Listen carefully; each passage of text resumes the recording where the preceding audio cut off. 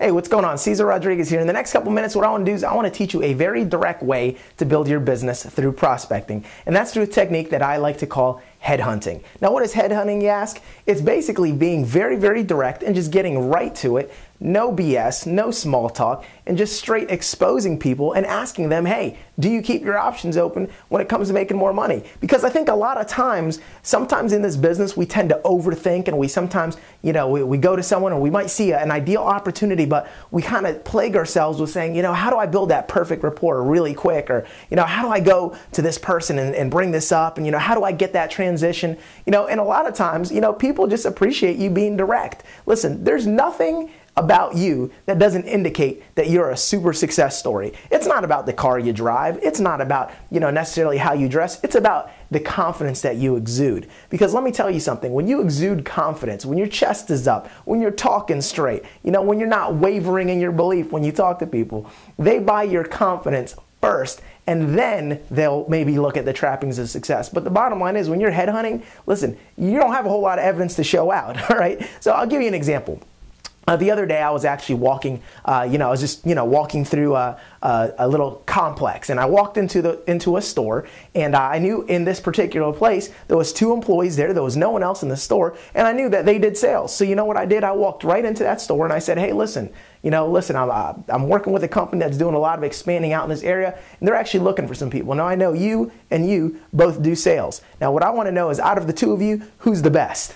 Now all of a sudden they started joking around saying, well, I'm better than he is, and blah, blah, blah, blah. See, I just kind of broke the ice with a little bit of fun, but I let them know that my intent was, hey, I'm working with a company, they're doing expanding in the area, and we're looking for some people that have some sales experience. So tell me about yourselves. Number one, do you keep your options open when it comes to making more money?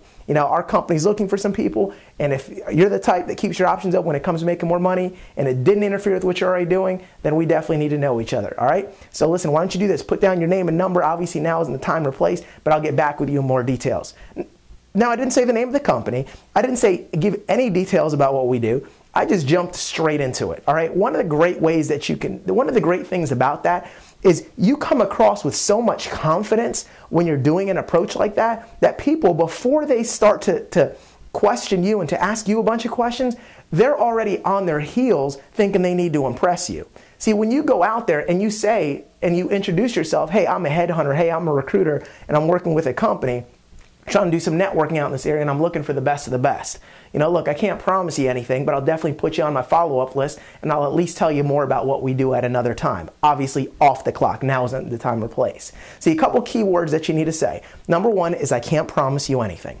That lets them know that you're not maybe the final decision maker, and it also lets them know that, hey, listen, there's no amount of impressing that they can do at this point to get the position, so to speak. So that's number one. So always say that you can't promise them anything. It also opens up the door for you to get a third-party expert into the exposure process later. The second thing that you always want to say is, look, now isn't the time or place, because that tells them, hey, listen, this isn't an appropriate time to go into all the details. Now's just the time to give me your contact information so I could follow up with you at a later time. So it's very important to say that. Also, when you ask someone, say, look, if you saw a way where you could make some pretty serious money and it didn't interfere with what you're already doing, would that be something you'd be interested in? If you saw a way where you could make some pretty serious money and it didn't interfere with what you're already doing. So now they can't say, well, listen, I'm really tied up with this job and I make a lot of money here and blah, blah. No. If it didn't interfere with what you're already doing. And if they say, well, I'm really busy. No. If it didn't interfere with what you're already doing, all right? Again, you're going right over that objection and saying, look, what we have to do has nothing to do with what you got going on, all right? So it really eliminates the I don't have the time excuse. And again, in the posture and the control that you're taking right off the bat, I also like to, make them feel like they have to really audition and they really have to impress me, all right, to even be given a chance. Because think about it. If you were a recruiter with a 38-year-old New York Stock Exchange company, or if you were a recruiter with like Coca-Cola and you were coming into town and you were headhunting and you were looking for some sharp salespeople, listen, how tall would you feel? How strong would your confidence be? What would your walk be like?